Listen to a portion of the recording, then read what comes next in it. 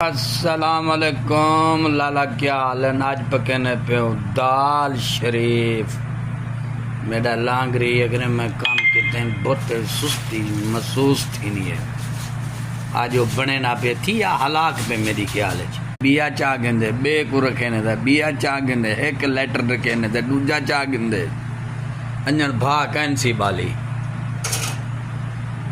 मेरी ख्याल है बंदा आज थी पकाई कैंसी आगे आज पकेना पे तो मुश्किल थी नहीं भई। ए बंदा देख हूँ भा बाल लिती थी जै दाल खावनी होवे जबरदस्त बने बेहतरीन दाल पकेसूँ कमेंट ॾिसा ॾिवाए। हाँ बाबा असां दाल खावण अंदर पियूं, असां इंतज़ार करेसूँ। ठीक है, साढ़े चैनल को सब्सक्राइब कराए, बेल वाले बटन को दबाए, बेल वाले वो बटन को दबे सो, लाइक करे सो, कमेंट करे सो। ठीक है वाला जेरी वीडियो अंधी रासी तो आकूं जे रहता हम तुसां ने पहुंच में नहीं देख गिंदे रवाए।